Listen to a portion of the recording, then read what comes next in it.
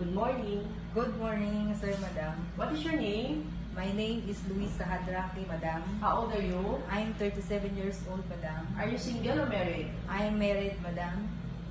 Okay. Do you have children? Yes, madam. How many kids do you have? I have one kid, madam. How old is the kid?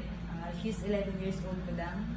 Okay. Who will be the one to take care of your kid if you work in Hong Kong? My sister, madam.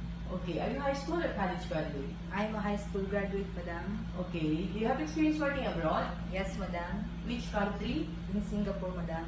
How many years you work in Singapore? I worked in Singapore for 5 years in one employer, madam.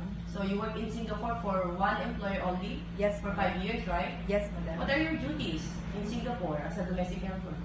I take care of an elderly, madam, and then do the household work.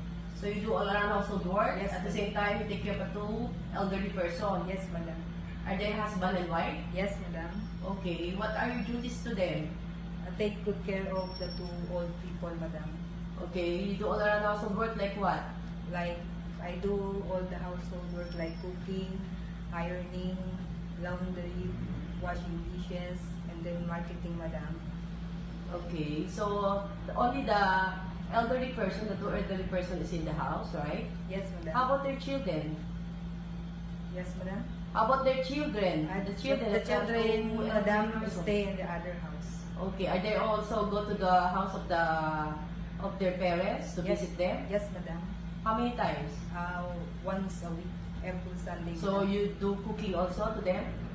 Sometimes, madam. How many person? Six person, madam. Okay, what are your what dishes you cook for them? You have what? Soup like that? Yes, madam. Soup, and then rice, Okay. and then chicken. Mm-hmm. But sometimes they buy already the cooked one. Then I need to clean only the things that we use. So you just wash the dishes, right? Yes, madam. Okay. Do you know how to cook a simple Chinese food? Yes, ma'am. I know how to cook. Like what? Like cooking veggie, and then Okay.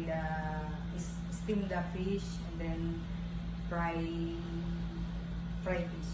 Okay. Can you speak a little bit Mandarin? A simple, basic. Little bit, madam. Like what? Can you Ni tell hao. something? Okay. Ni hao means How are you? any other basic Mandarin? No, ma'am. Is the